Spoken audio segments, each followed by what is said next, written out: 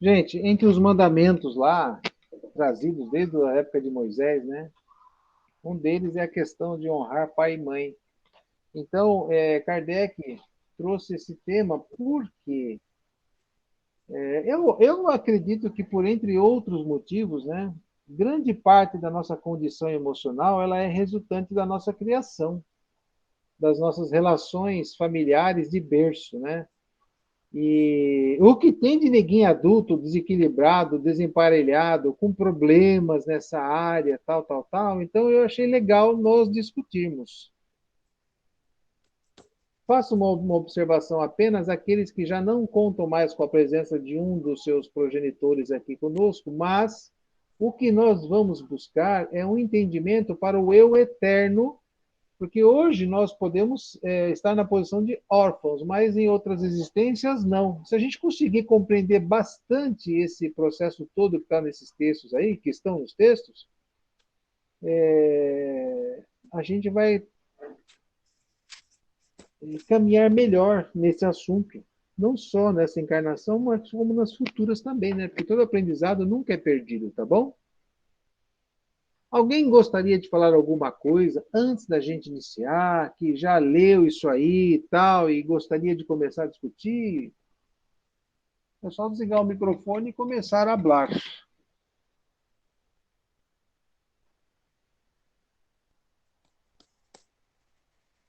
Uma das funções também de se estudar isso aqui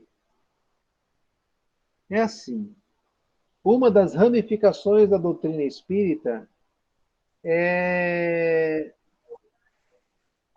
lá na frente é você ser uma pessoa para ajudar outras pessoas em trabalhos espirituais ou no seu próprio dia a dia aí. Não precisa ser exatamente dentro de uma casa espírita, não.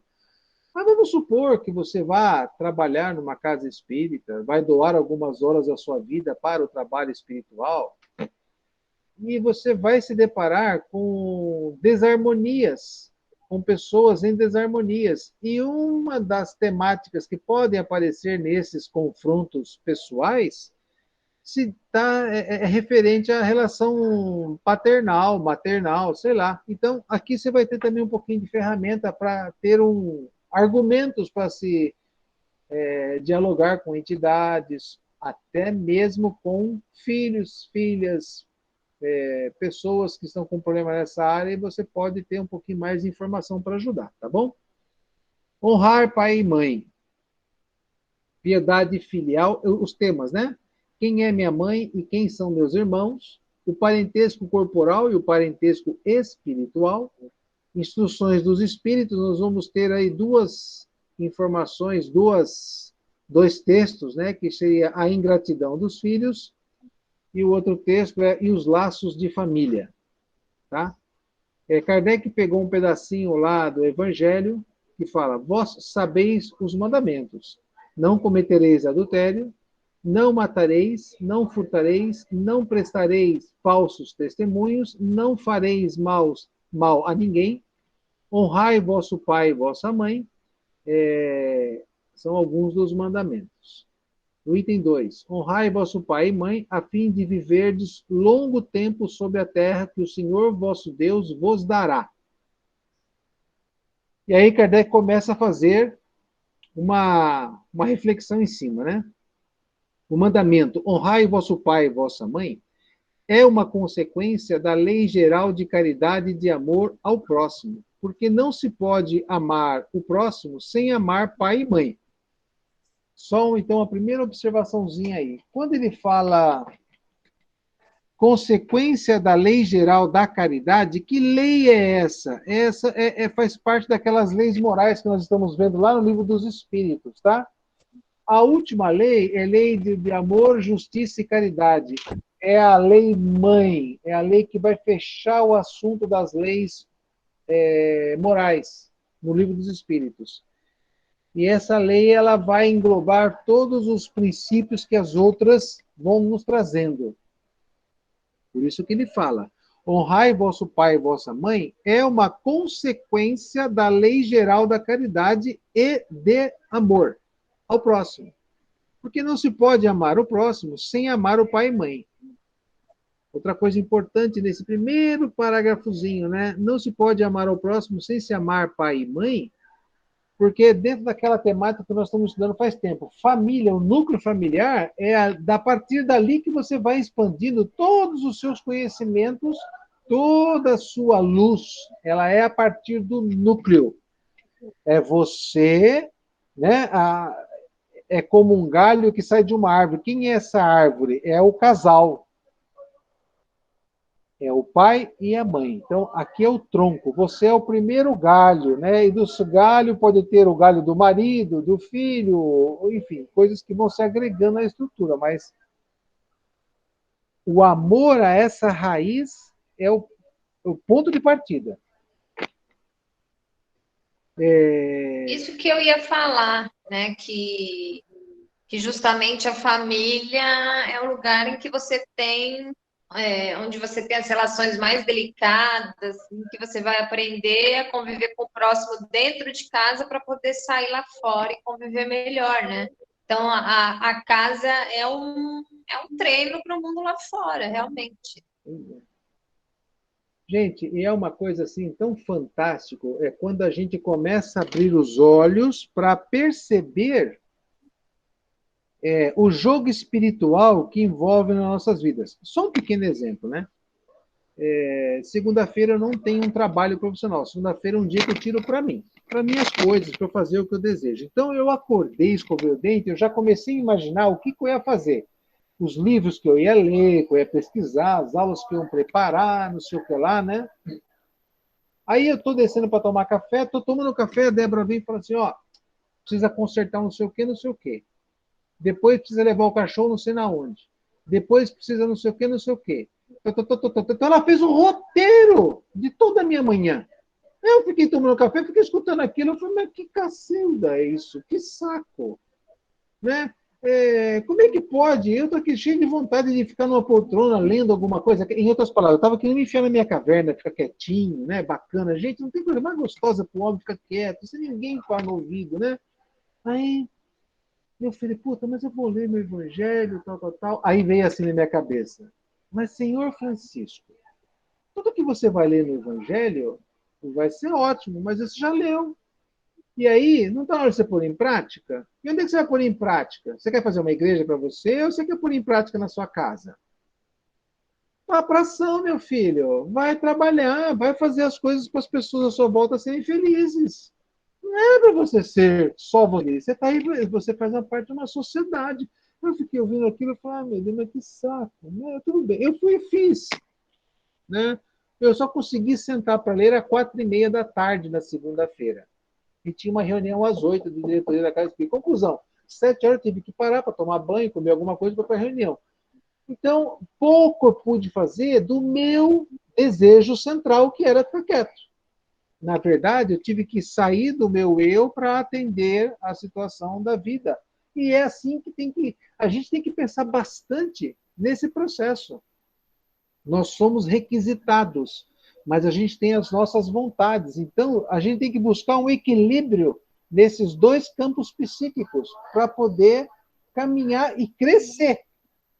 Porque não adianta você ser um entendedor como não adianta você virar um fariseu, doutor da lei, e não aplicar, porque Jesus ripava os caras, vários discursos no Evangelho, a gente percebe Jesus cobrando a atitude religiosa, desculpe, Jesus cobrando a religiosidade por parte dos doutores da lei, porque eles só tinham os textos religiosos, mas o coração era vazio. Então, o grande lance nosso realmente é estar atentos a essa situação, né? Dentro do nosso lar, é ali que estão os maiores desafios. E outra coisa, e ainda briguei com meu irmão na segunda-feira por telefone por um problema que está acontecendo com meus pais lá, né? Eu tenho uma posição e ele tem outra.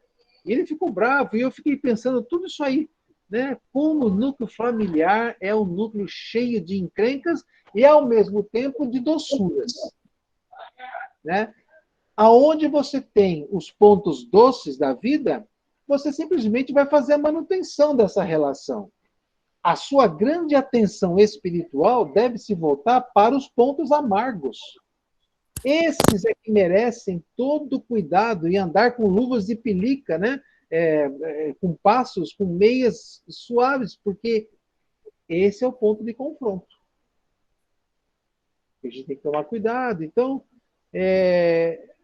esse texto, pai e mãe, vai justamente começar a desentulhar em nós conceitos, problemas com a base. Eu preciso resolver dentro de mim a base, para depois eu conseguir administrar os outros setores, com irmãos, com cônjuges, com parentes de segundo grau, mas primeiro eu preciso entender quem é meu pai, quem é minha mãe. O que esses dois têm a ver com a minha existência agora, né?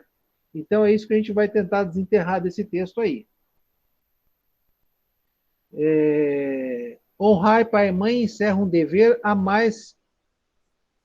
Como é que é? Vou ler de novo. O mandamento, piedade filial, né? O mandamento, honrai o vosso pai e vossa mãe, é uma consequência da lei geral da caridade e de amor ao próximo. Por quê? Não se pode amar ao próximo sem se amar pai e mãe. Mas a palavra honrai encerra um dever a mais a seu respeito, o da piedade filial. Gente, ter piedade. A gente já estudou esse conceito, ser piedoso, né? E ele vai explorar bastante isso aqui agora. Deus quis mostrar com isso que ao amor é preciso acrescentar o respeito, as atenções, a submissão e a condescendência, o que implica a obrigação de cumprir para com eles, de um modo mais rigoroso ainda, tudo que a caridade manda para com o próximo. Nesse dever se estende naturalmente às pessoas que estão no lugar de pai e de mãe, e que têm tanto mais mérito quanto o seu devotamento é menos obrigatório. Deus pune sempre, de maneira rigorosa, toda violação a esse mandato.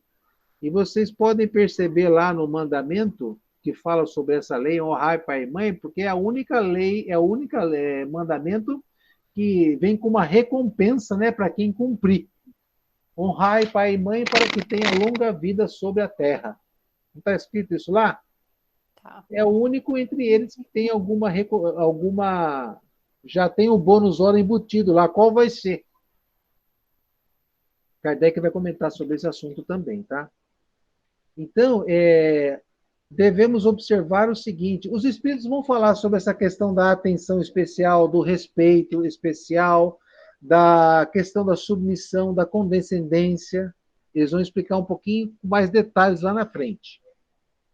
Honrar pai e mãe, honrar a seu pai e a sua mãe, não é somente respeitá-los, é assisti-los na necessidade, proporcionar-lhes o repouso na velhice, cercá-los de solicitude, como fizeram por nós em nossa infância.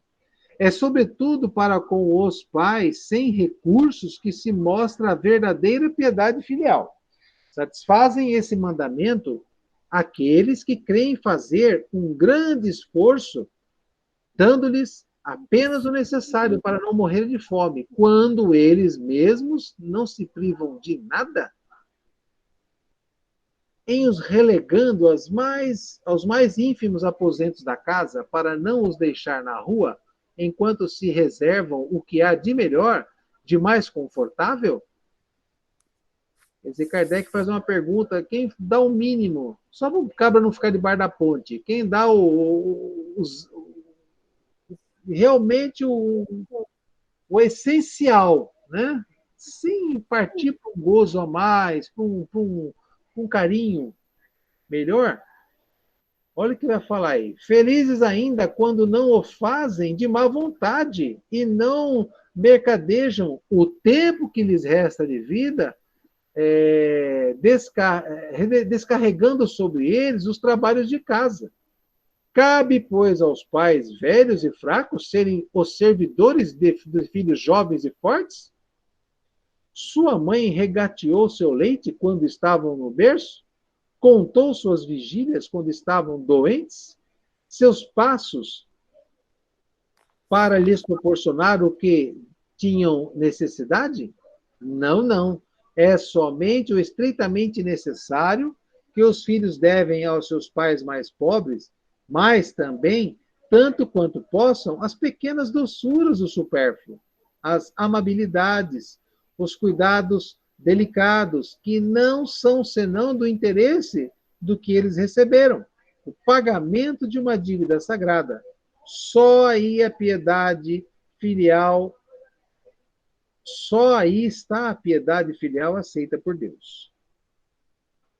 Quer dizer, é quando eu procuro, no trato com os meus pais, a reciprocidade de tudo aquele carinho que nós recebemos, né?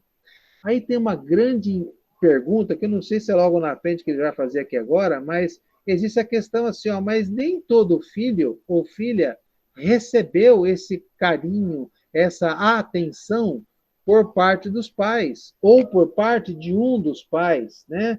Então, o que fazer? Qual é a reflexão que nós devemos ter? Certos pais, é verdade, menosprezam seus deveres e não são para os filhos o que deveriam ser, mas cabe a Deus puni-los e não aos seus filhos. Não cabe a estes censurá-los, porque talvez eles próprios merecessem que fosse assim. Ponto. Merecer que fosse assim. Aqui cabe uma pequena explicação, né? Quando nós montamos uma família no plano encarnado, quando eu conheço uma pessoa e contraio matrimônio, dificilmente esse matrimônio se dá em bases do amor legítimo.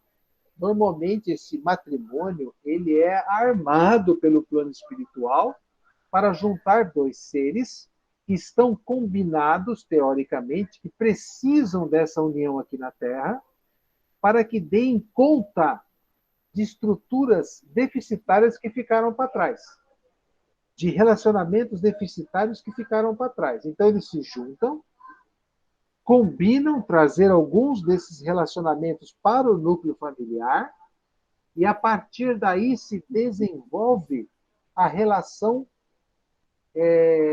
harmoniosa, ou pelo menos deveria ser, né, o que se deseja, a construção de um lar, onde as pessoas vão se relacionar harmoniosamente.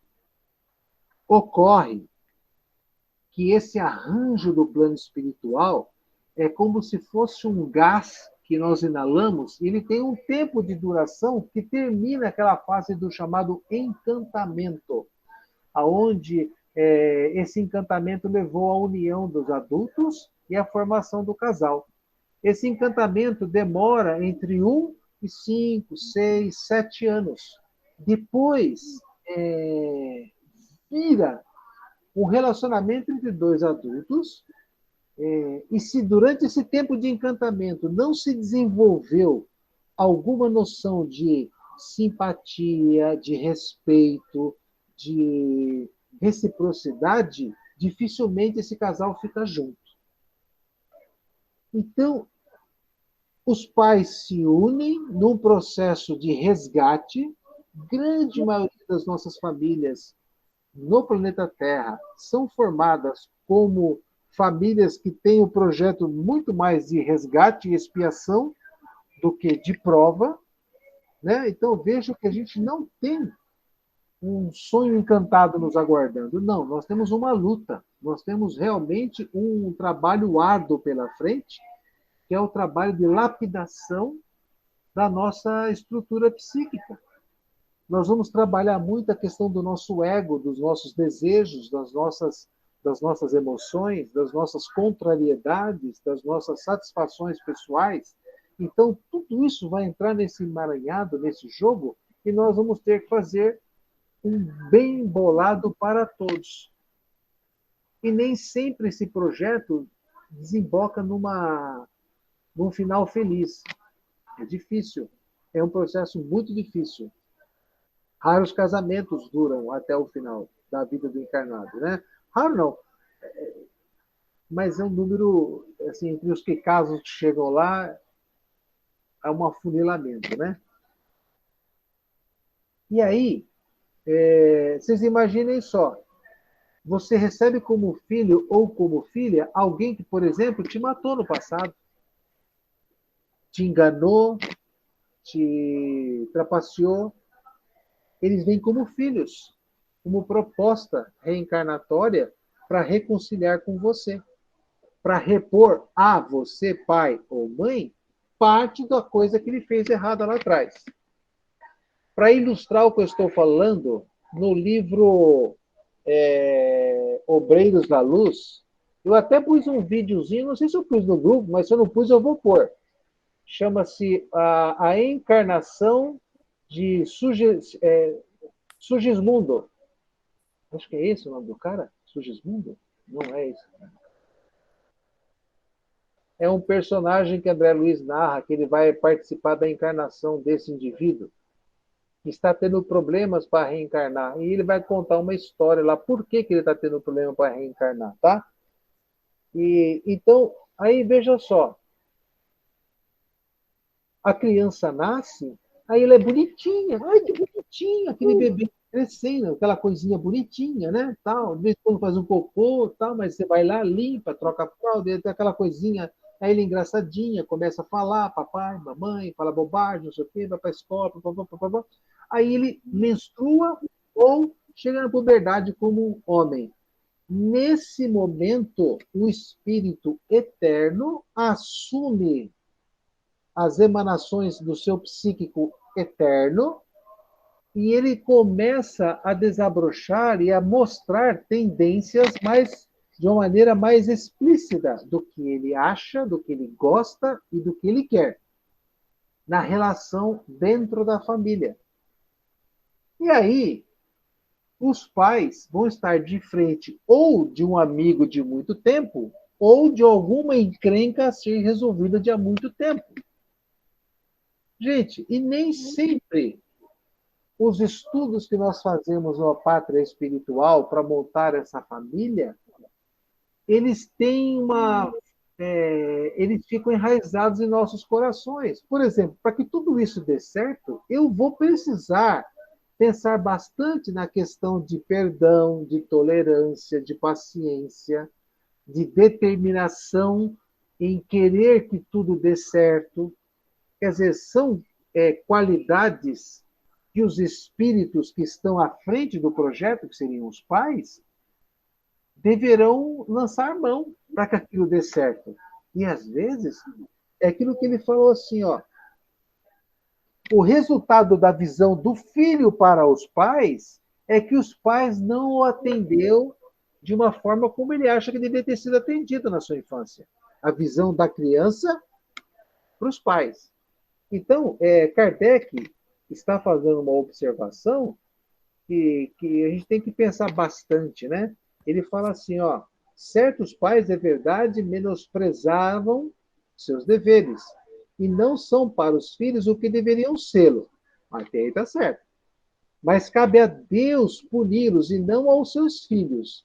Não cabe a esses censurá-los, porque talvez eles próprios merecessem que fosse assim. Olha lá.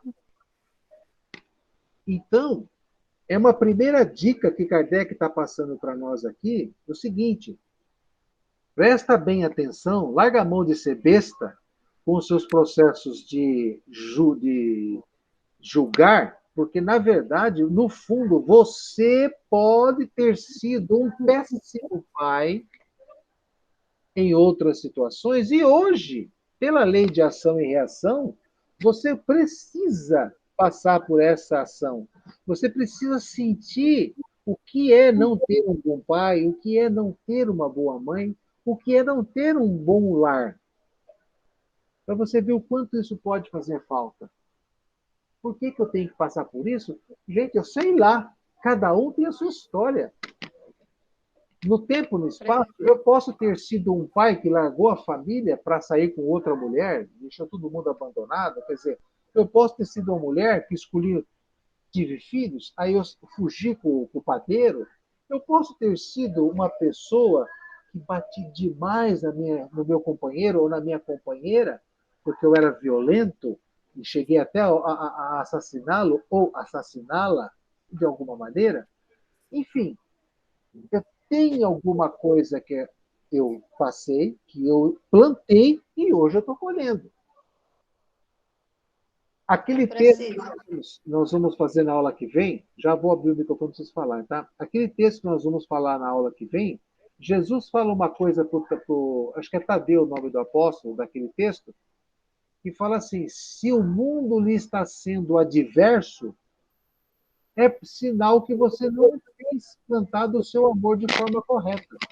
Ou seja, se você está encontrando uma diversidade em determinado tema da sua vida, é sinal que você não deu a esse tema a devida dose de amor necessária. E a dose de amor necessária que Jesus, quando usa essa palavra amor, não é aquela coisa de abraço, de colocar no colinho e fazer cafuné. Não é isso, é amor dele. É o amor que transcende a pessoa física, é o amor ao espírito, é um respeito ao próximo que tem os mesmos direitos a tudo que eu tenho, né? E tem as mesmas possibilidades que eu devo ter. Esse é o amor que Jesus fala que nós devemos trabalhar em nós. E exatamente essa situação. Meu pai não está legal, minha mãe não foi legal. Cabe a mim reprimi-lo? Não. Cabe a mim condená-lo? Não. Porque se você fizer, você não quebra a corrente de desarmonia que você tem nesse assunto. Gente, quando a gente na casa espírita pega um obsessor e a pessoa que está pedindo ajuda lá, a gente tira a pessoa do plano físico e coloca espírito frente com espírito. Você tem dois inimigos, que ora um está no corpo e o outro está fora do corpo. Aí esse que está fora do corpo faz tudo para matar esse aqui. Ele mata, esse desencarna, fica sabendo por que desencarnou, fica com ódio desse espírito que agora está encarnado. E o que ele faz? Em vez de perdoar, vai em cima para se vingar. Então fica aquela balança, ó. Isso nunca tem fim. E o trabalho do doutrinador, do dialogador na sessão de obsessão, é justamente elucidar essas mentes que estão nesse jogo perverso, que se eles não chegarem a um auto-perdão, isso nunca vai ter fim e o sofrimento não vai cessar. Então, mais uma vez, nesse texto, esse primeiro parágrafozinho aí, ele fala justamente na questão, talvez eles próprios merecessem que fosse assim. E se talvez merecessem, é que talvez nós estejamos nesse encadear de situações negativas. E, infelizmente, nós não tivemos um lar com pais bacanas, né? E aí, o que fazer com isso? Condenar? Mandar matar? Nunca mais falar com eles depois, enfim, casar e sumir? É complicado demais, gente. Não será uma atitude... Primeiro, não vai ser uma atitude cristã, né? Porque Jesus, a questão do perdão, ele foi do começo ao fim da vida dele aqui entre nós, nas suas exemplificações. Então, está aqui a primeira colocação de Kardec. Podem falar, quem quiser. Francisco, eu queria tirar uma dúvida. Por exemplo, se numa outra encarnação um homem faz muito mal para uma mulher, e nessa encarnação agora, este homem é filho desta mulher. É possível que este filho e esta mãe se deem muito bem, tenham assim uma identidade enorme e que possivelmente esse resgate seja efetivado com sucesso? Sim, é possível sim. Sabe por quê? Porque essa mulher, quando casou com esse marido déspota, que a gente vai usar esse nome, que é o termo que Emmanuel coloca em alguns artigos que ele publicou, ele chama de pais déspotas, né? E maridos déspotas, violentos, ditatoriais dentro de suas casas. Essa mulher pode ter montado esse projeto de casar com um cara desse, porque a relação dos dois já vem de há muito tempo. E ela se propôs a ser esposa para ajudá-lo nesse setor da violência. Não deu muito certo. Desencarnaram. Agora ela de novo vem para ser mãe, porque aí ela tem chance de interferir na educação de base dessa criança. E aí ela vai pegar o espírito quando está encarnando, do 0 aos 7 anos, a espiritualidade fala que é como se fosse uma planta de caule mole. Você consegue modelar algumas estruturas de comportamento nessa fase. Quando ela vai para a puberdade, gente, é mais ou menos assim, ó. O ser humano é que nem um guarda-roupa, só que em vez de portas, eu tenho gavetas, várias gavetas com chave. O ser humano, eu vou fazer uma metáfora assim. Então, a mãe tem a chave de todas as gavetas para abrir. Por exemplo, a gaveta da vida com o irmão, a gaveta da vida com o pai, a gaveta da vida com a mãe, a gaveta que fala sobre a vida com os amigos, a gaveta que fala sobre a pessoa ser organizada, a gaveta que fala sobre responsabilidade, a gaveta que trata a questão do ciúme, do apego, do egoísmo, tal, tal, tal. Então a mãe tem acesso a essas gavetas. Depois que a pessoa menstrua ou o menino chega à puberdade, o menino pega esse molho de chave da mãe e não deixa mais ninguém abrir. Ele vai usar e vai caminhar de acordo com os conceitos que ele já trouxe e que os pais conseguiram dar uma melhorada daquele tempo que ele era novo. Emmanuel fala assim: um dos grandes problemas que nós temos hoje na questão da educação é que nós ainda não aprendemos a identificar as primeiras manifestações do egoísmo nas nossas crianças. Porque se nós tivéssemos uma ciência bacana que nos ajudasse a perceber essas manifestações do egoísmo e do orgulho, e nos ensinasse como manipular e transformar essas coisas negativas em virtude, poxa vida, nós teríamos uma humanidade muito mais redondinha do que hoje. Então é capaz sim que nessa encarnação essa mãe consiga ter êxito na posição de mãe, né? É isso. E o resgate tenha se dado de maneira efetiva, né?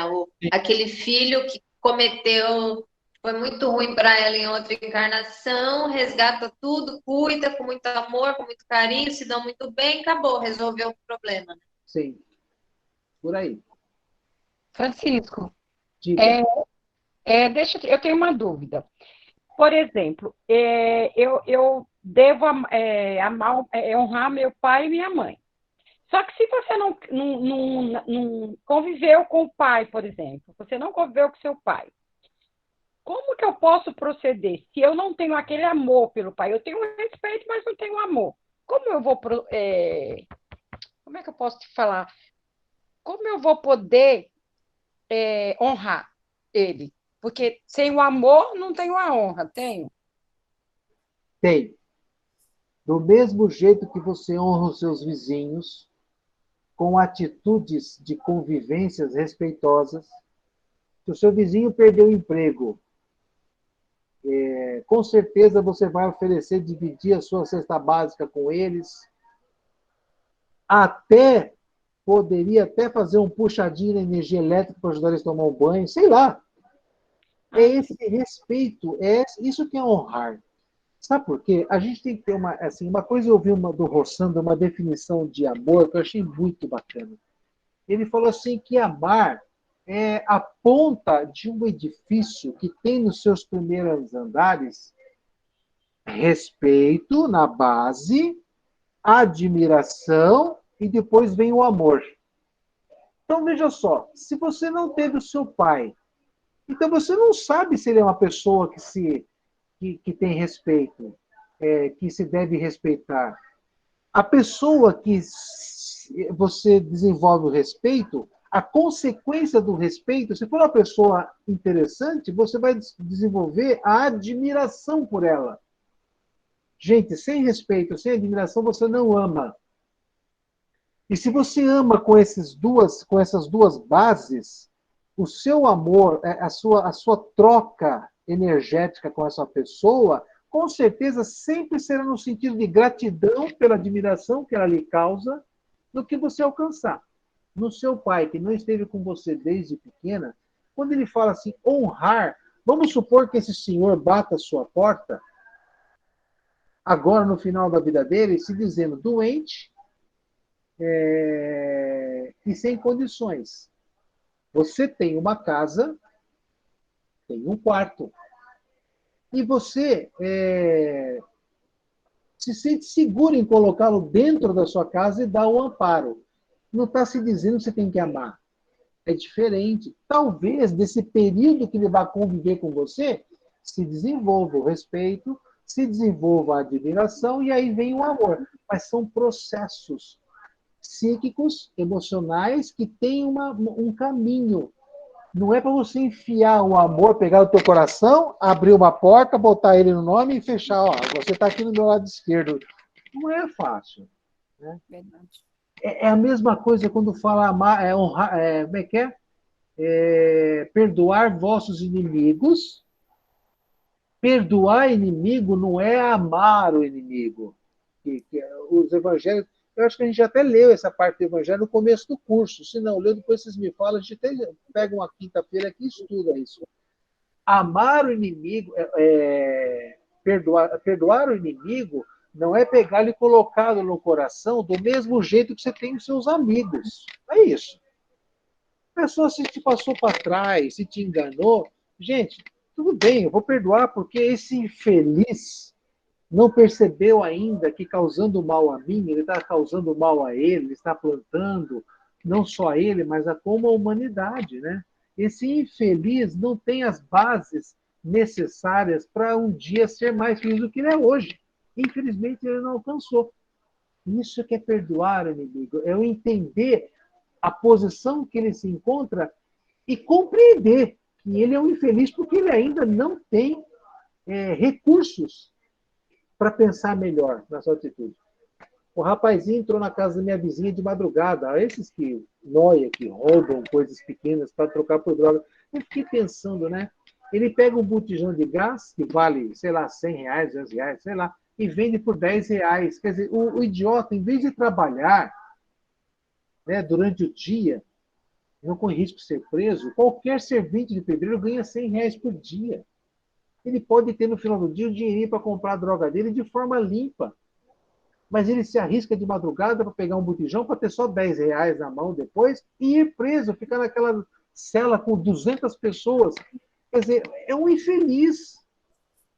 Tudo isso é um infeliz. É essa compreensão que a gente está falando em perdão ao inimigo, é essa questão de honrar pai e mãe que a gente tem que colocar isso muito sério. Não é colocá-los no nosso coração do mesmo jeito que a gente coloca aquele ser que esteve conosco desde o berço, tal, e nos levou para frente na vida, né? É diferente. Mais alguma coisa aí? Bora nós para frente. Thaís, a Thaís é a Thaís? É eu. Oi, eu. Tudo bem aí? Tudo bom, e aí? Joia. Estou aqui com meu marido. Eita. Como é que é o seu nome? Adriano. Tudo bem? Prazer, Adriano. Tudo bom. Prazer. Seja bem-vindo aí. Se quiserem falar alguma coisa, abra o microfone e esperneiem. Você falou uma vez que não era para mostrar o que estava comendo, para não dar vontade no professor, né? Então, por isso que ela fechou a câmera. Nós estamos jantando. É mesmo? É coisa boa? É bom, é bom. Ah, Batatinha. não fala, pô. Eu falo desculpa. Mas hoje eu jantei uma coisa legal que eu não vou falar o que é para não dar vontade. Então tá tudo certo. Hoje eu tô... Mas eu comeria uma batatinha aqui agora, facinho, viu? Facinho. Eita. Continuando. Se a caridade estabelecesse como lei retribuir o mal com o bem, ser indulgente para com as imperfeições alheias, de não maldizer o próximo, de esquecer e perdoar os erros, de amar mesmo aos inimigos, quanto essa obrigação é maior ainda em relação aos pais. Gente, o processo é o seguinte: a filosofia que Jesus trouxe para a Terra é uma filosofia de solução de problema. Só que a encrenca é mais ou menos o seguinte: Deus nos muniu de orgulho e de egoísmo para as primeiras etapas do nosso crescimento, até esse momento aqui. Por causa do ego e do orgulho, eu sobrevivi e eu me desenvolvi frente às lutas no mundo selvagem, na qual eu vim lá da pré-história até aqui. Eu precisei dessas ferramentas. Agora eu preciso conter essas ferramentas, manipular essas ferramentas de tal forma que eu agora consiga entender a vida de quem está do meu lado de uma maneira mais fraterna, mais equilibrada. E aí é que mora o perigo. Porque eu vou ter que mexer no meu jeito de pensar, no meu jeito de agir, no meu jeito de confrontar as verdades que eu acredito com as verdades do que o outro acredita. Porque o que é verdade para mim pode não ser para o outro. E as verdades do outro não tem nada a ver com o que eu penso. E aí eu tenho que achar a intersecção. Ó, esse não é um símbolo obsceno, não. É intersecção. Ó, é essa regiãozinha aqui no meio de dois conjuntos, de dois seres. Né? E aí, como é que faz? Gente do céu! E o relacionamento marido-mulher é o maior bafafá nesse assunto. É impressionante. A Débora gosta de café fervendo, eu gosto dele morno. A Débora gosta de coisa super salgada, eu não gosto total. A Débora gosta de legume ao dente, eu gosto dele morno. Ela fala que eu gosto de legumes para banguelo comer. A Débora gosta disso, eu gosto daquilo. A gente não tem intersecção em nada, mas em nada no nosso casamento. Eu falei, do que diabo que estamos fazendo aqui? Me fale. E mesmo assim, um faz falta para o outro. É uma desgraça. E eu não sei o que é isso. Eu falo que isso é macumba que ela fez, ou sei lá o que. É um negócio assim incompreensível. E Deus nos coloca frente a essas situações para que eu desenvolva o meio termo para me lapidar. Olha que coisa interessante. É assim a nossa vida familiar. E assim é a questão do nosso relacionamento com os nossos pais. Poxa vida. Posso falar? Por favor. Eu estava lendo sobre a piedade filial. Foi um tema, para mim, não foi doloroso, mas ele foi muito emocionante. Ele foi muito emocionante porque eu tive, em toda a minha vida, tive alguns percalços na vida, né? Eu não tive pai, então, assim, pai biológico. E eu tive um padrasto. E eu lembro exatamente o dia que eu vi a primeira vez, como ele estava, o que ele falou. Eu tinha 4 anos. E depois houve também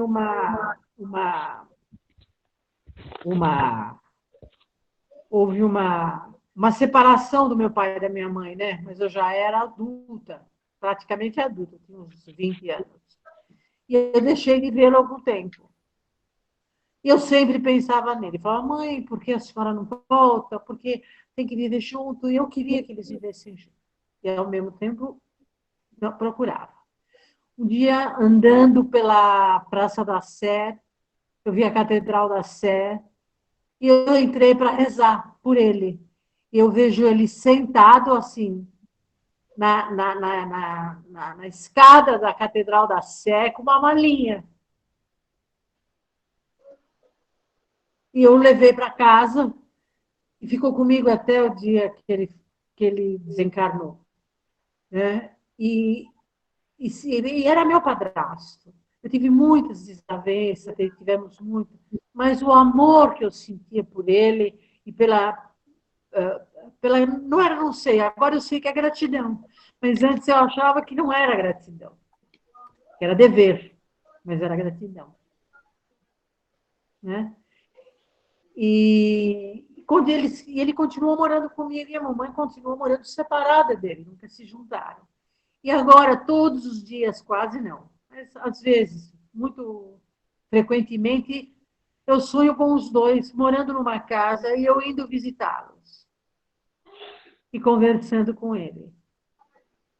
E ela colocando ele sentado num banco para tomar conta da roupa que está estendida. Então, é um sonho que me persegue, praticamente. Mesmo eu rezando para o meu protetor, para que ele não me deixe em paz, me acorde sem sonhos, sem lembranças. Então, eu escrevi até umas 2 páginas, né, sobre como me emocionou esse capítulo, como me emocionou essa lição de hoje. Né? Porque minha mãe eu amava muito. Ela sempre falava para mim, olha, eu não dei, não, todo mundo queria você, queria adotar, mas eu peguei e saí de uma cidade muito pequena e com você grávida, né? Porque aquela época grávida, solteira, era um horror, né? No estado do interior ainda. E aconteceu isso. Então ela sempre falava para mim, olha, eu fiquei com você, às vezes não tinha o que comer, e viemos para São Paulo. Então, isso eu sempre admirei nela. E na época que eles brigaram, eu achava que ele deveria reconhecer isso, mas quem deveria reconhecer era eu. Então, esse capítulo de hoje, toda essa fala, eu escrevi muito sobre piedade filial, chorei bastante, e sou grata a eles, e eu acho que é por isso que eu sonho sempre com eles. É um capítulo muito, muito emocionante. Parabéns, você conseguiu aí pelo menos um trabalho, né? Bacana. Sorte sua que você teve essa outros filhos, né? Eles tiveram outros filhos e não foram assim, foram meus irmãos da mesma maneira. E eu cuidei de todos os meus irmãos, de todos os filhos dos meus irmãos. Então, para mim, assim, não que seja missão, eu sempre achei que eu vim para minha mãe para ajudá-la na vida. Pois é. Né? E eu sonho muito com eles. Eu sonho que eu entro na casa deles, que eu não lembro o que eu converso, nunca lembrei o que eu converso. Às vezes eu lembro que ela ainda pede as coisas para que ele faça as coisas. Mas é muito emocionante esse capítulo. Muito obrigada. Gente, eu quero falar sobre sonho, só um pouquinho, fazer uma parte, né? No livro dos Espíritos, eles falam sobre o sonho, que é muito difícil a interpretação do sonho. Por quê? Porque quando eu vou falar sobre sonho, é porque eu já estou acordado, né? Eu estou acordado e quero falar sobre sonho. Então, quando eu estou acordado, eu estou usando o meu cérebro de carne e as impressões bioquímicas que estão nesse cérebro de carne. Então, quando o espírito volta para o cérebro, para o corpo de carne, para acordar e ficar em pé e trabalhar, estudar, sei lá o quê, ele traz as impressões da sua vivência noturna, e encaixa, e algumas dessas vivências podem vir em pedaços para o corpo de carne. E aí, eu preciso entender o contexto, eu começo a montar como se eu tivesse um filme é cheio de quadradinhos, não é isso? Então eu arranco alguns quadradinhos que eu não tenho e eu enfio nesses quadradinhos para ter um roteiro, para que eu busque uma compreensão. E aí é que mora o perigo. Por quê? Não necessariamente eu tive uma vivência espiritual, que eu fui lá para o astral, encontrei com pessoas desencarnadas. Não necessariamente. eu posso ter passado a noite inteira grudada no corpo e o cérebro de carne, o inconsciente, trazendo à tona momentos, lembranças, necessidades, pensamentos, reflexões, e aí eu monto um cenário. Só que como eu estou meio dormindo, fica uma coisa meio fusco no fusco. Isso é uma hipótese muito provável. Outra coisa, você pode estar dormindo e os seus obsessores virem aplicar no seu centro frontal aqui uma espécie de uma hipnose e induzi-los a pensamentos e a vivências para te perturbar durante o sono e depois no dia seguinte, no seu dia a dia. Porque você vai acordar em estados esquisitos. Você não vai acordar com aquele pique de quem recarregou bateria e está pronto para começar o dia. Você acorda meio xoxo, meio sem vontade, meio... eu costumo me dizer que às vezes eu acordo dentro da caverna e eu não quero sair dentro da caverna, tal. Parece que você tomou todas, de ressaca, cansado, desgastado. Você acorda com essa sensação psíquica e às vezes até orgânica. Isso pode ser resultado de uma ação obsessiva, pode ser resultado, sim, da sua saída do corpo e você vai para as baladas, você vai para o bem-bom, você vai para o tudo ou nada, você vai brigar com alguém que você está em desarmonia e você volta também desgastado energeticamente e vai para o seu dia. Tudo isso pode acontecer nas nossas noites de sono. E eu estava muito chateado porque eu, nas minhas noites de sono, eu tenho vindo com sensações, com sonhos muito conturbados, muito conturbados.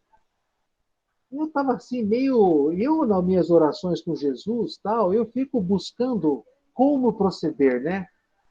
E funciona assim. Eu, quando estou dormindo, eu não tenho domínio. O Francisco acordado é uma coisa, o Francisco dormindo, ele é um ser espiritual e eterno. Eu não sou o Francisco.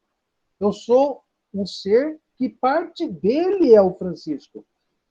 O Francisco acordado, ele é dono da consciência e ele faz o que o senso de responsabilidade do Francisco admitir. Quando eu estou dormindo, eu abro para o meu eu eterno e apenas uma fatia desse meu eterno é o Francisco. Todo o resto, a gente costuma dizer assim, ó, o ser, ele é um condomínio de apartamentos. Hoje, o apartamento do terraço lá é você que está encarnado, mas tudo que está abaixo são os seus eus de suas encarnações. Tudo isso aqui emana energia psíquica que vai influenciar esse outro aqui, ó, que é o cara que está selecionando os desejos que ele vai cumprir, os desejos que ele vai atender. Então, veja só, quando você dorme, esse cara aqui, ó, diminui a força e ele fica dentro desse condomínio. E esse condomínio ainda, ele é cheio de vontades, ele é cheio de vícios e também é cheio de virtudes, é claro, né? Porque você não é só o capeta, você tem a sua parte boa. Tomara que a parte boa se sobreponha à coisa ruim, porque todo prédio tem aqueles 2 ou 3 vizinhos que nós gostaríamos de matá-los afogados. Sempre tem, né? Que vai para aquela reunião de condomínio para encher o saco. Sempre tem. Mas a grande maioria é do bem. Então, se for nessa proporção, sorte sua. Mas o Francisco não é assim. O Francisco, a maioria, me parece que eu volto para detenção, na verdade, né? Eu estou lá dentro de um grande presídio, que só tem maluco fazendo coisa. Quando eu acordo, às vezes eu acordo com a minha consciência e falo, poxa, mas eu não queria mais estar fazendo isso, eu não queria mais estar fazendo aquilo, tal. A consciência é meio ruim. E isso eu estava trazendo já há um certo tempo. Até que veio uma seguinte reflexão na minha mente. É assim, vamos supor que de noite você não é essa florzinha linda que hoje você é, que Deus colocou no mundo. Você é uma tranqueira. Ótimo, tudo bem. Isso não tem o que ser feito. Porém, quando você acorda, meu amigo, aí sim você tem e você pode fazer alguma coisa. Aí vai de acordo com o que você quer para você. E não se deixar influenciar por esse resultado que você teve da sua noite. Então, se você acorda um saco, nervoso, sem paciência, por favor, não seja um saco, um mal educado com quem está acordado ao seu lado, porque eles não têm nada a ver com isso. A sua obrigação é não deixar com que rolou durante a madrugada influenciar no que você vai fazer no dia. Porque Deus, Francisco, está te dando um dia novo para você coexistir e co-criar. Olha, presta atenção. Você está ganhando um dia para a sua vida para você co-criar com Deus algo de bom para esse planeta aí. Agora, se você já vem com 2 paus na mão e pedras, o que você vai construir nesse dia? Se você acorda desanimado, qual é o progresso que você vai atingir nesse dia? Nenhum. Então, as nossas vivências noturnas, elas são sérias, algumas vezes, outras não. Elas trazem boas emoções, alguns outros dias não. Porém, eu sempre tenho que ser o meu Senhor quando acordo. Eu posso acordar cansado, eu posso fazer as coisas mais devagar, mas eu não terei o direito de fazer as coisas de qualquer jeito porque eu estou desanimado. Eu não vou ter o direito de falar com as pessoas de qualquer jeito porque eu estou, assim, eu vou usar uma expressão numa aula espírita, emputecido. Eu não tenho esse direito.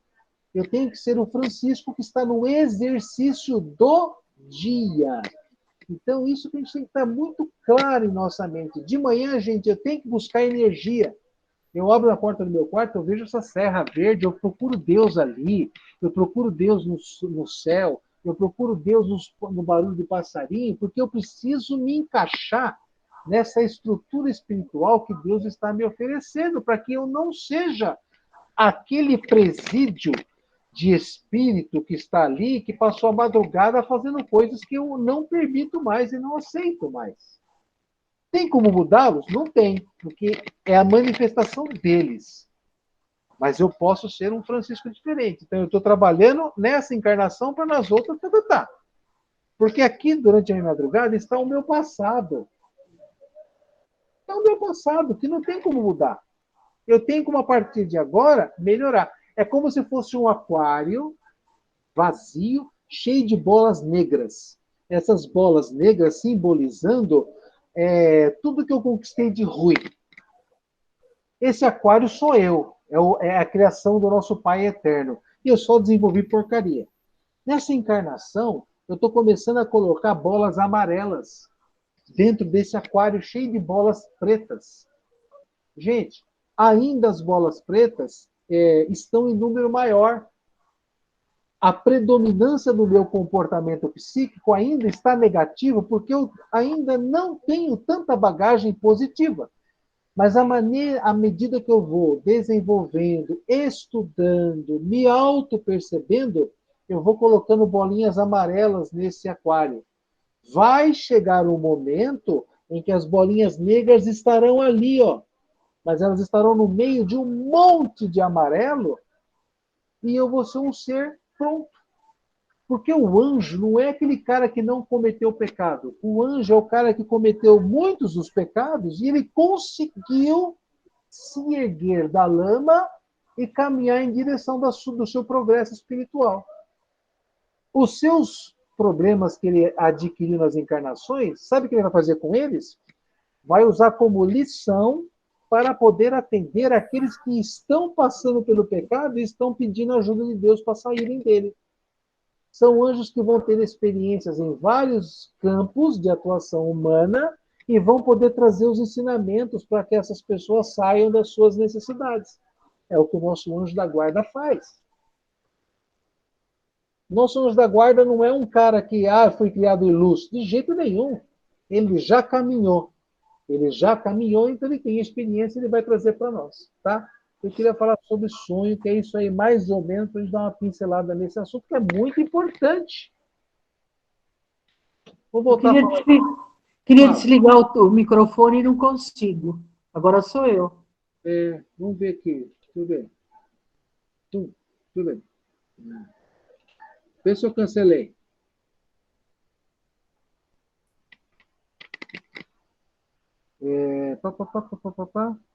O quarto item, vamos ver o que fala aqui. Deus disse: honrai o vosso pai e a vossa mãe, a fim de viverdes longo tempo sobre a terra, que o Senhor vosso Deus vos dará. Por quê? Pois promete como recompensa a vida sobre a terra e não a vida celeste. Bom, nesse item 4 aqui, Kardec vai explicar que no texto aparece vida sobre a terra, porque no momento que ela foi trazida para a terra, os homens queriam ouvir isso de Moisés, ainda era um povo muito embrutecido. E eles precisavam de alguma simbologia mais palpável. Não se tinha naquela época a ideia de mundos ditosos. É aquela coisa que Jesus fala: na minha casa do meu pai tem muitas moradas. Naquele momento, aquela população de hebreus precisava de recompensas imediatas para o seu bom andamento aqui na terra. Então ele fala em honrar pai e mãe para ter vida dilatada na terra, porque é isso que os hebreus entendiam. Fala em recompensa do paraíso, que é o vale lá onde os hebreus vão se estacionar, maravilhoso, porque eles precisam caminhar para chegar num lugar legal, senão eles não vão. Eles precisam de uma recompensa imediata aos seus olhos. Com o advento de Jesus, e ele coloca nessa explicação para nós, que Jesus veio trazer a ideia da vida continuada, na vida no mundo espiritual. Há muitas moradas na casa do meu pai. Então, hoje, o aprimoramento dessa ideia não é que quem honrar pai e mãe vai viver que nem 200, 300 anos sobre a Terra. Não. Pode até morrer antes que os pais. Mas a questão é, irá cumprir uma parte importante da sua condição de encarnado, que é ter para com aqueles que lhe deram a vida uma resposta de respeito, pelo menos de respeito. Tá? E, óbvio, quanto maior o respeito, a dignidade, o retorno do que vocês receberam para esses entes que lhe deram a vida, melhor para vocês. Tá? Melhor para vocês e melhor para todos nós, né? No quinto item, ele vai falar uma reflexão sobre essa famosa frase: quem é minha mãe e quem são meus irmãos, né? Por que ele coloca esse item? Porque na sequência ele vai falar sobre parentesco corporal e parentesco espiritual. Então, a primeira pincelada que Jesus dá nesse assunto, porque vocês imaginem, você tem um irmão que fica falando em perdoar aos inimigos, em dar o que te pede, muito mais do que aquilo que foi pedido, repartir com os necessitados, tal.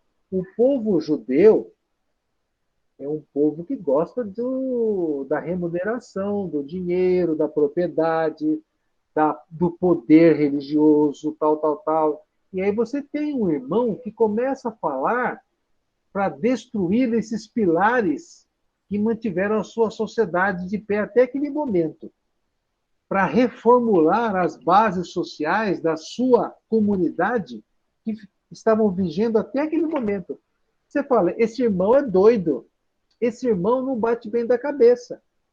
E Jesus sofria esse assédio por parte dos seus irmãos. Tá? Então, teve um momento que ele aproveitou essa oportunidade, esse sentimento que os irmãos tinham em relação a ele, que ele estava pregando. Os irmãos iam lá para retirá-lo da pregação, quando falam: Jesus, seus familiares estão aí fora. Ele fala assim: quem é minha mãe e quem é meu pai? Quem são meus irmãos? São todos aqueles que ouvem e seguem a palavra do meu pai. Esses são os meus irmãos, esses são minhas mães. Simbologia, metáfora. Todos nós somos filhos de um único pai. né? E essa compreensão é que um dia vai estar em nossos corações, nós vamos tratar o nosso vizinho da mesma forma que nós tratamos o nosso pai e a nossa mãe, com o mesmo respeito, com o mesmo carinho até. Uma vez eu vi numa palestra da Anete, uma coisa bem legal, são muitos anos. Ela falava assim, quando a gente ouve que determinada criança foi atropelada na saída da escola, que o seu filho estava lá, nós imediatamente ligamos para a escola para saber se foi o meu filho que foi atropelado. Quando a resposta é não, quem foi atropelado foi o Zezinho, que é filho não sei de outra, você fala, graças a Deus, não foi meu filho. Né? Sendo que quem foi atropelado foi uma outra criança, que é o seu irmão também de jornada. Então, a Nete fala assim, enquanto nós não tivermos por essa criança, que não é nosso sangue, a mesma linha emocional por aquela que é, nós ainda não estaremos num reino bacana divino. O reino divino não estará instalado em nossos corações. Gente, quando a gente vê, por exemplo, Chico Xavier, Madre Teresa de Calcutá, e esse pessoal que faz essas coisas absurdas aos nossos olhos, né? De se doarem em relação ao próximo, que a gente chega até a ter inveja. Como é que esses caras têm tanta garra para fazer o que fazem? E para terem feito o que fizeram, né? O que é isso? Esses seres estão nos exemplificando o que é esse amor fraternal que Jesus vem falar. Esse é meu irmão e esse é minha mãe. Não tem corpo físico. Eu tenho um irmão por parte de Deus. Somos filhos de um mesmo pai, de um pai que é dono do universo, para isso de conversa. Então, é essa noção que nesse quinto item Jesus veio colocar aí, tá bom? E nos explicar. Aí eu quero falar sobre o item 6, que é o parentesco corporal e espiritual. Gente, alguma coisa sobre o item 5? O item 6? E o item 7?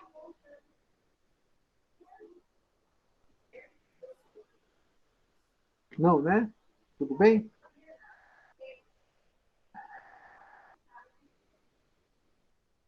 Olha o que o Kardec coloca lá no item 7, ó. No que tange a seus irmãos, sabe-se que não tiveram jamais simpatia por ele. Os espíritos pouco avançados não tinham compreendido sua missão. Sua conduta, a seus olhos, era bizarra, e seus ensinamentos não lhes haviam tocado, uma vez que não houve nenhum discípulo entre eles. Nenhum dos seus irmãos se transformou em discípulo. Parecia mesmo que partilhavam, até certo ponto, das prevenções dos seus inimigos. É certo, de resto, que o acolhiam mais como um estranho que como um irmão, quando ele se apresentava na família. E São João disse positivamente que não acreditavam nele. Está no Evangelho de João. Tá? Então, é uma informação bastante interessante sobre a família de Jesus. Gente, percebam que Jesus, até na Terra, não foi uma criatura que pôde gozar de uma estrutura familiar. Olha só, que coisa interessante, né? Ele teve o pai e a mãe, mas ele não teve irmãos. Naquele sentido bonito de família de propaganda de margarina.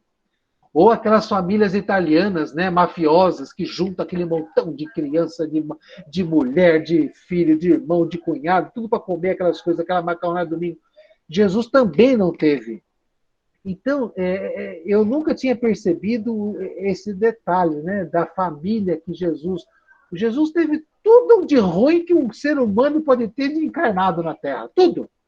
Ele só não teve doença física.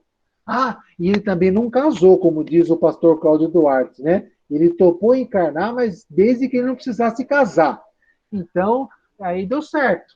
Deu certo. Ele cumpriu a missão, exemplificou todos os problemas e nos disse que é possível a vitória. Parentesco corporal e parentesco espiritual. Os laços de sangue não estabelecem necessariamente os laços entre os espíritos. O corpo procede do corpo, mas o espírito não procede do espírito, porque o espírito existia antes da formação do corpo. Não foi o pai quem criou o espírito do filho.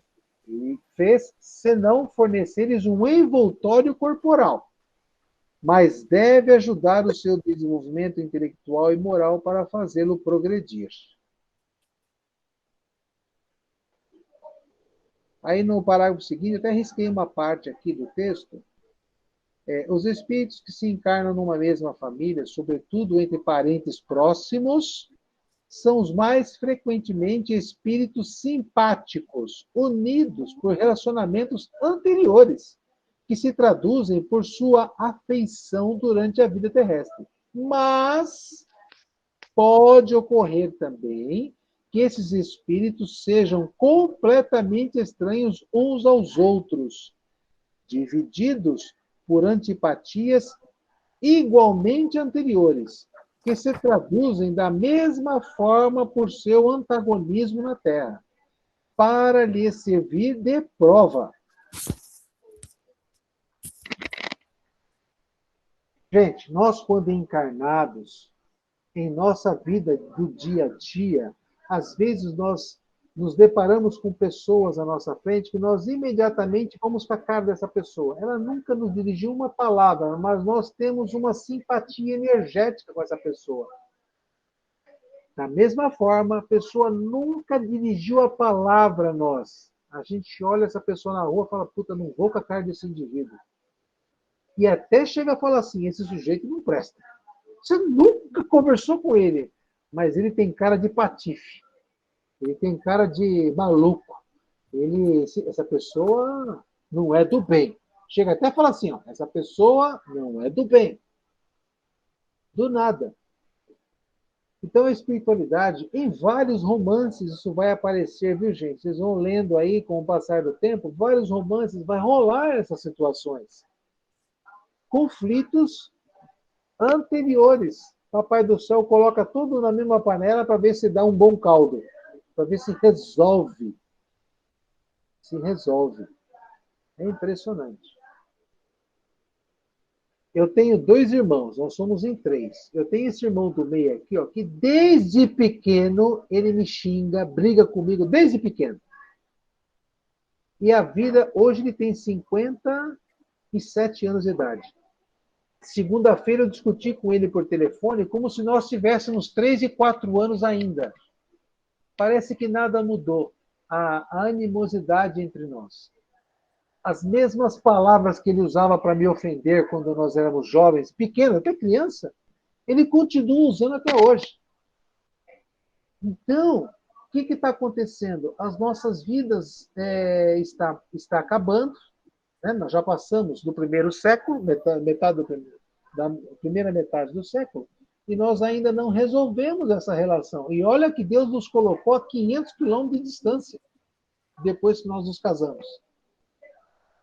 Então, assim, eu fiquei pensando, quando eu estava estudando esse capítulo, eu fiquei pensando nessa minha situação na família, né? O que é isso aí, né? É a situação do passado que ainda não está resolvida. Não tem jeito.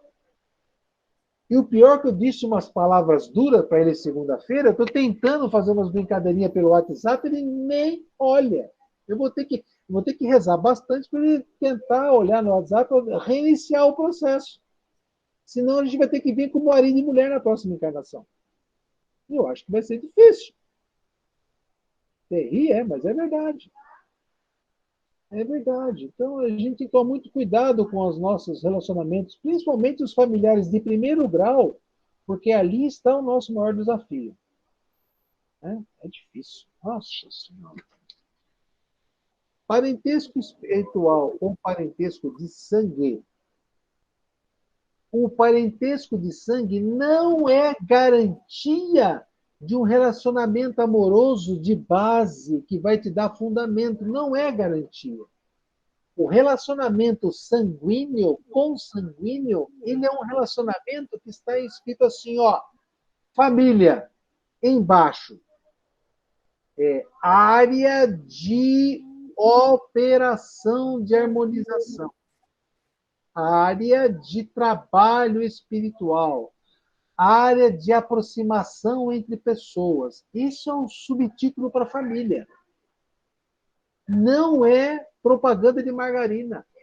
Família encarnada, família material, não tem nada a ver com o prazer de estar junto, não. Família encarnada tem muito mais a ver em necessidade de se estar junto. Olha só. Necessidade de se estar junto, porque ali estão as arestas e também a sua necessidade como ser em aprendizado.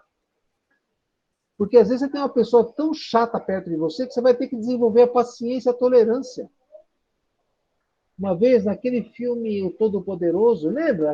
Aquela cena no restaurante que a mulher está fugindo do marido, está construindo a arca, e ela para almoçar com os filhos, e Deus está no papel de garçom, e Deus sabe o que está acontecendo com ela, entra ali do ladinho e puxa a conversa. E ela faz uma pergunta assim, poxa, eu estou com um problema de paciência, tal, tal, tal. Aí Deus faz assim para ela, escuta, se você pede paciência para Deus, na sua opinião, você ganha paciência ou ele te dá o exercício para você desenvolver a paciência? Quando ele fez essa pergunta, deu um clique na cabeça dela. Né? Então, família é uma zona de trabalho espiritual. Gente, zona de trabalho espiritual. Só que colocar esse nome é muito grande, é difícil e pode espantar o noivo e a noiva. Então eles não se juntariam. Então coloca o nome de família, casinha. Mas é tudo conversa fiada. Na verdade, você está montando um pronto-socorro espiritual. Um pronto-socorro espiritual. E que Deus nos ajude. E Deus está dando uma força para os noivos agora nessa época, hein? Suspenderam todas as festas de casamento. Eu acho que isso é uma linguagem de Deus para eles pensarem um pouco mais. Né? Só pode ter festa depois do convite. É um momento de reflexão. Quem já casou, sinto muito, cansou. Vai ter que ficar com o marido. É isso. Aí tem a família espiritual. O que é a família espiritual? São aqueles espíritos que se reuniram por afinidade. Eu gosto de estar com fulano, com ciclano. Então, quando eu desencarnar, se possível, eu vou procurar esses espíritos para que eu me junte a eles. Se eu estiver na mesma faixa vibratória. Vou me juntar a essas pessoas. Porque são pessoas bacanas. Elas estão junto comigo nos meus ideais. Agora, presta atenção. Ideais quais? Tanto faz, depende de você e de seus amigos, né? Ideais de luz ou ideais ligados à animalidade. Isso vai depender muito do seu grau evolutivo. Mas a família que eu vou me juntar no plano espiritual vai ser na questão de simpatia. Aquela pessoa que eu gosto de estar perto. Não necessariamente aquela pessoa que eu convivi na Terra quando estava encarnado. É essa a diferenciação, tá? Nós fazemos isso com os nossos amigos, né? Quando eu tenho irmão ou irmã, não necessariamente eu tenho amigos, sou amigo deles, mas na rua eu tenho relacionamentos muito mais profundos com pessoas que não têm nada a ver com o meu sangue, por afinidade mesmo. Tá? É mais ou menos isso. Alguma colocação, gente? Alguma?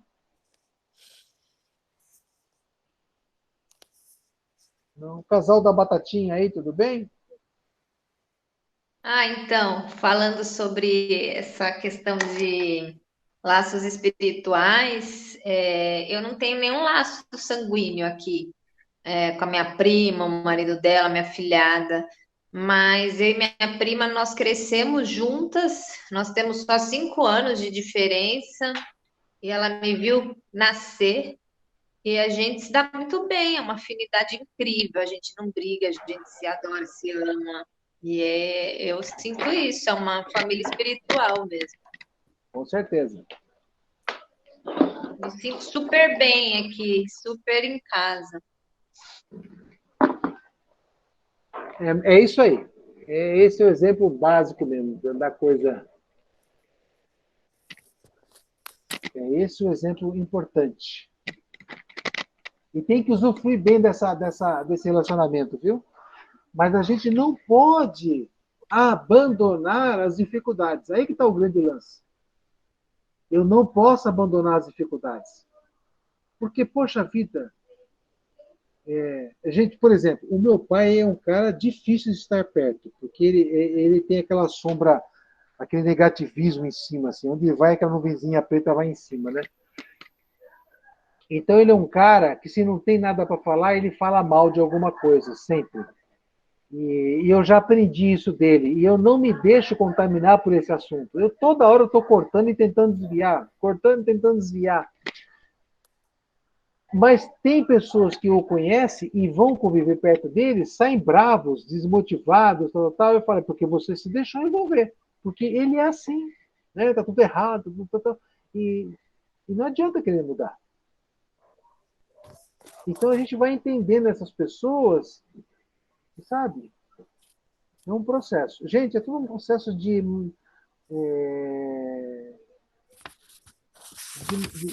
maturação da relação, né?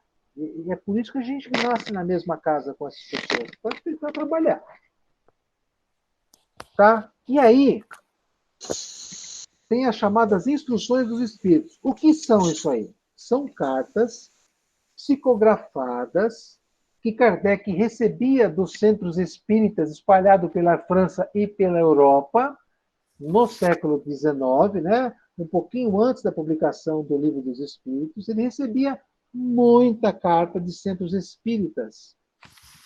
E essas cartas, os temas, alguns até sugeridos por ele pedia que os médios comentassem determinadas passagens do Evangelho, e aquelas psicografias mais coerentes, mais robustas, mais interessantes, ele separava, passava sobre o crivo do espírito, se eu não me engano, é o espírito São Luís que ajudava a escolher algumas mensagens e publicou aqui como a que ele chama de instruções dos espíritos.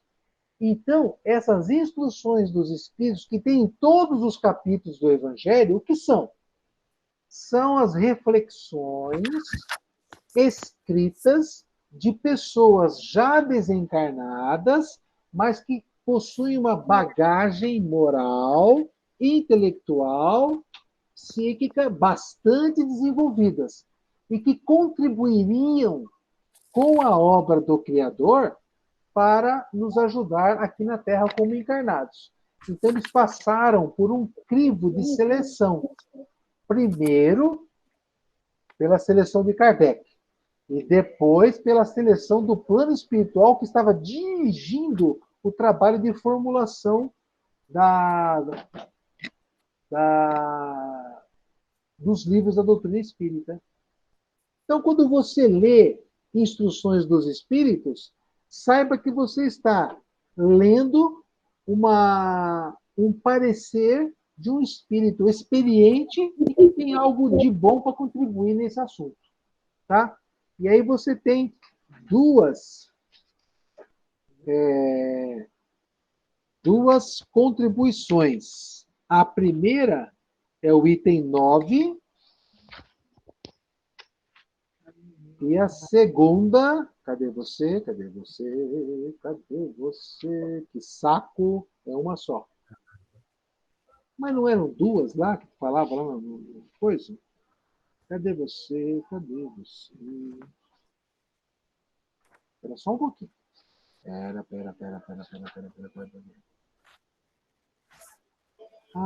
O título é um só. Eu pensei que o título eram duas instruções, é um só. A ingratidão dos filhos e os laços família é uma coisa só. Gente, quem psicografou essa informação é o Santo Agostinho. Santo Agostinho foi um dos maiores pensadores que ajudou Kardec aqui no Evangelho segundo o Espiritismo. Então, eu gostaria que vocês dessem uma lida bacana sobre essas instruções dos Espíritos.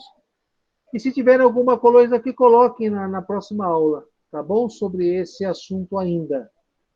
Diga. Ô, Neto, para a próxima aula vai ser só aquele texto da Boa Nova. Só aquele texto da Boa Nova. Só. O que a gente vai fazer com aquelas leis morais? Depois eu vou voltar para ela. Beleza. Tá? Ô, Neto, Ah. é só uma duvidazinha que a gente acabou passando.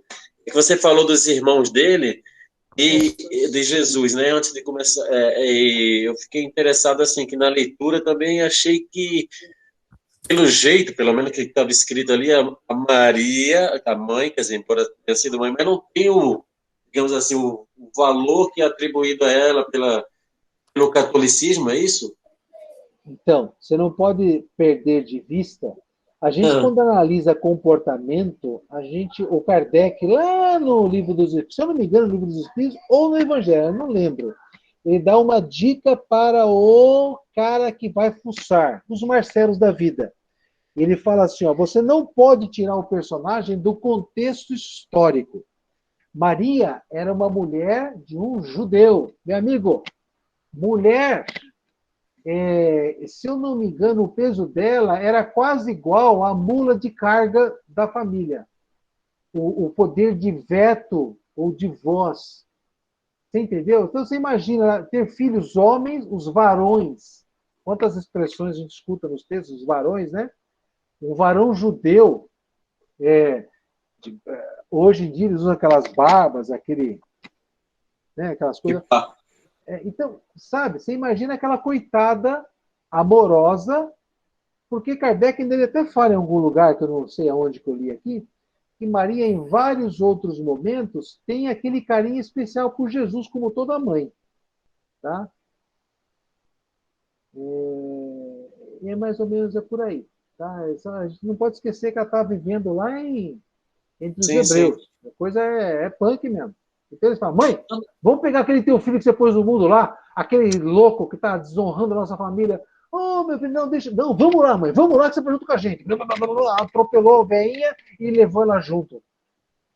Eu acho que é mais ou menos nesse contexto aí. Sim, sim.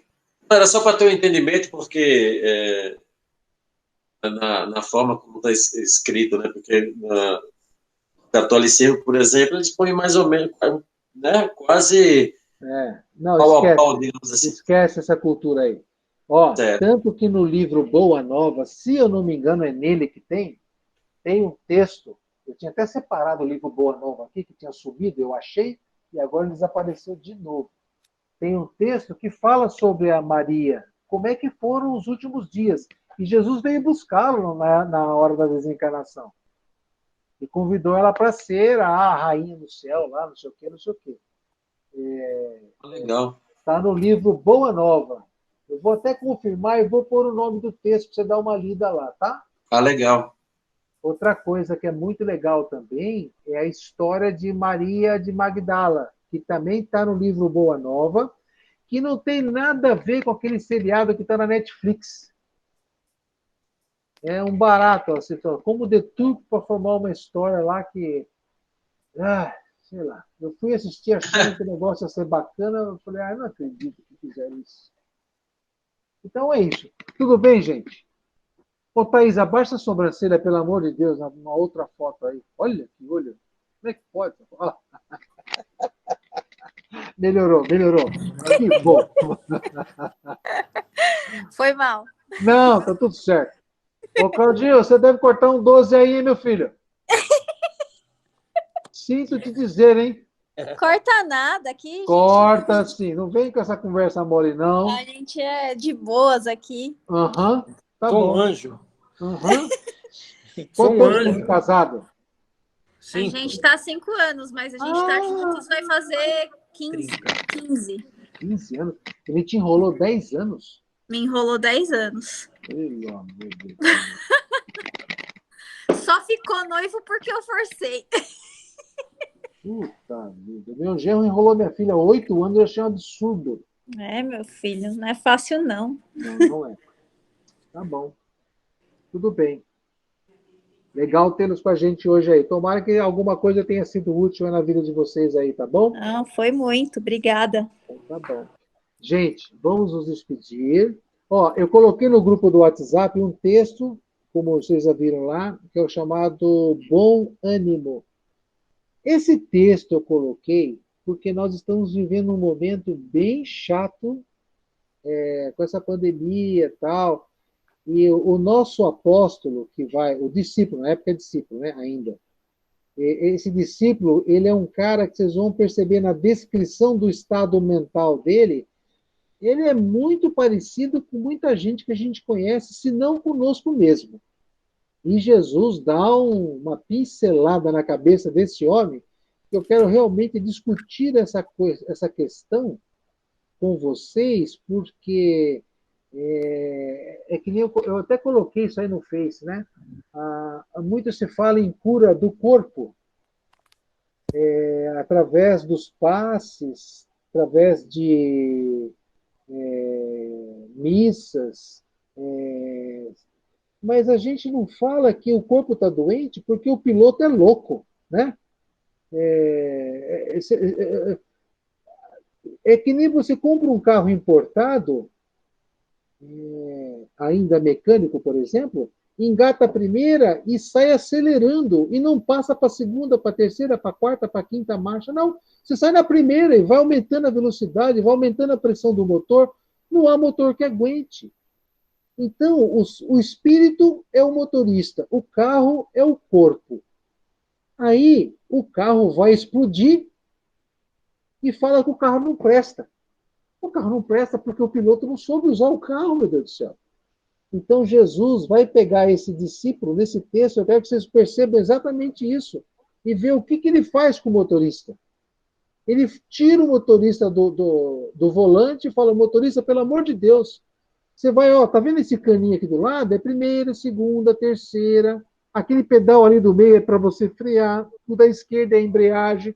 Jesus vai ensinar esse discípulo a colocar a sua ideia mais ou menos em sintonia com o... eu estou adiantando, na próxima aula a gente continua a falar sobre isso, tá bom? Um grande abraço para vocês, fiquem bem, juízo, tudo pode, nada em excesso, tá bom? Se doer, para, né? Se tiver bom, continue e assim por diante.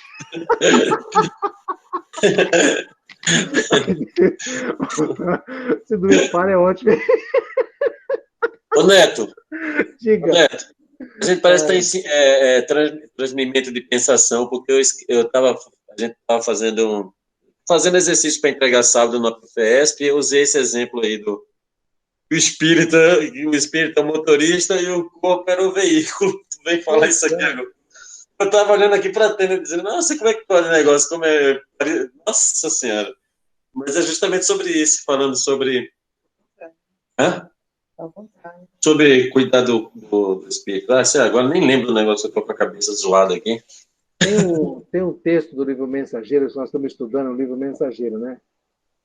E tem um orientador que tem o nome de Aniceto, que é um camarada que você vai, no decorrer do livro, você cria uma admiração por esse homem. Ele é um instrutor do departamento de assistência do nosso lar. Ele dá aula para os caras que querem dar paz. Esse é o resumindo a conversa. E ele fala para André Luiz assim, ó, eles vão numa casa espírita e leva o André Luiz e mais um outro colega de curso. Chega na casa espírita, ele fala para o André Luiz, ó, tá vendo aqueles 6 espíritos ali no canto? Vai ali dar passe neles. O André Luiz fala assim, mas eu vou dar passe nos caras? Quem sou eu para dar passe nos caras? Olha o que ele fala. Todo aquele que na Terra desempenhou competência e talento para aplicação de serviço, demonstrou ter boa vontade. Então você está apto para dar paz. A gente leu esse texto, aí nós ficamos meia hora discutindo só o entendimento desse parágrafo. Por quê? Que o Aniceto estava falando para o André Luiz, que ele era um técnico, por ele é médico, o André Luiz foi médico aqui na Terra, né? O Aniceto está falando que por ele ser médico ele poderia dar passe? Não. O Aniceto está falando assim, o André, você, quando estava encarnado, você tinha uma qualidade muito bacana. Qual é? Você, quando se propôs a fazer uma atividade profissional, você se embrenhou em ser um pesquisador e ter, assim, uma pegada de responsabilidade com a sua profissão. Então, isso é um atributo do espírito. Isso chama-se boa vontade. Você não teve só vontade de ser um médicozinho. Você teve uma boa vontade de ser um profissional de ponta. Tanto que, né? Então, nos exercícios da nossa vida, do dia a dia, o que nós temos que prestar atenção com essa leitura é o que nós estamos fazendo com a nossa vida. Nós temos boa vontade para com as coisas que Deus nos propõe no dia a dia? Como assim boa vontade? Por exemplo, que nem eu na segunda-feira, que eu queria ter passado uma segunda-feira lendo, só faltava o cachimbo aqui, né? Fazer e tomar chá naquela posição gostosa, de classe média, bem. Nada disso. Eu tive que lavar a louça, cuidar de cachorro, consertar isso, consertar aquilo, tal. Então, foi um exercício que a vida me apresentou. E como é que eu caminhei por esses exercícios? De coração? Mentira. Mentira. Mas eu fiz tudo. E eu costumo dizer o seguinte, quando a gente se atira, mesmo sem vontade, vai fazendo, não tem aquela coisa que se você fizer por 21 dias, você cria o hábito? Se você repete o comportamento, você cria o hábito? Eu acho, e para algumas coisas na minha vida, eu estou nessa... Eu não gosto, mas eu sei que eu tenho responsabilidade, eu preciso fazer. Então eu vou lá e faço. É um saco? É um saco. Mas eu vou lá e faço. E vou trabalhando, e vou trabalhando. Ó, tem muita coisa que eu faço na Casa Espírita hoje que eu faço de coração. Isso eu não faço, eu sinto falta. Mas no começo, quando falavam assim, ó, você vai ter que vir aqui fazer um curso, além de vir assim, porque a gente vai assistir palestra, o crente novo, ele vai para a Casa Espírita assistir palestra que nem ele ia para a igreja assistir missa. Então ele assiste aquela palestra, toma aquele copinho de água fluidificada, sai, eu estou levinho, estou limpinho. Mentira! Você está tomando o primeiro ponto de contato com o evangelho. Depois você começa a se embrenhar naquela coisa, tal.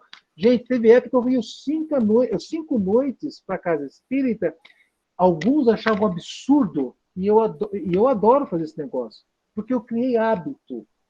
Então, Aniceto fala, André Luiz, você tem uma coisa muito bacana. Você, quando pega para fazer um negócio, você faz com capricho, tenta entender todo o processo e se empenha em fazer bem feito. Ou seja, se eu sou cozinheiro, eu vou trabalhar bastante, desenvolver minhas receitas. Se eu sou faxineiro da minha rua, eu vou ver qual é o jeito de manter essa rua melhor varrida, sei lá o quê. Aonde eu estiver, se eu criar o comportamento psíquico para fazer bem feito, melhor. Gente, estou com 57 anos, 58. Agora que eu estou tentando escrever sem ser um garrancho. Colocar a letra em cima da linha, que eu já falei, até comentei isso na aula passada com você, porque as minhas palavras, eles flutuam em cima da linha. Então fica uma coisa feia. Então é isso que eu estou tentando fazer. Ganhei um copinho de colágeno sabor acerola aqui. Suas palavras são elevadas, Adê. Isso aqui é para corrigir a parte mole do rosto. Mas tô dizendo assim, você falou que sua letra fica voando assim, porque suas palavras são... Não, mas não interessa não. Você tem que dar um jeito de arrumar tudo. Tudo que não está certo, você dá um jeito de fazer melhor. Né? Nossa, então vou ter que me reconstruir. Vai. Claro que vai. Você está encarnado para isso. Você está encarnado para voltar para o plano espiritual melhor do que você foi. Nós temos que torcer, gente, para voltar e não desembarcar na mesma caverna que saímos. Porque normalmente a gente, infelizmente, não vem de nenhuma nuvenzinha branca no bico de um pelicano, de uma cegonha, sei lá o quê. Nós saímos de alguns lugares que... Não vamos falar sobre isso, não, vocês estão muito novos para ouvir algumas coisas. Mas vamos deixar mais para frente. Tá bom? Tá ótimo. Boa semana, fiquem bem, juízo e etc. Um abraço para todos. Qualquer coisa. Obrigada. Thaís, você está no grupo do WhatsApp, Thaís? Não, pode me colocar, por favor. Então, manda o telefone, Tânia, manda o telefone dela para mim que eu coloco lá, tá bom? Tá bom, E pra aula, a semana que vem nós vamos estudar um texto chamado... Como é que é o nome que eu esqueci? Bom ânimo? Bom ânimo, graças a Deus. Bom ânimo. É o teu secretário aí. Sei, teu secretário. Bom ânimo. É de um livro. Haroldinho. A Tânia vai te dar os caminhos aí, tá bom? Tá Dá bom. uma lida aí. Um grande Valeu, beijo, obrigada, um abraço. Neto. Um beijo. Eu que agradeço. Fiquem bem. Boa noite. Tchau, tchau.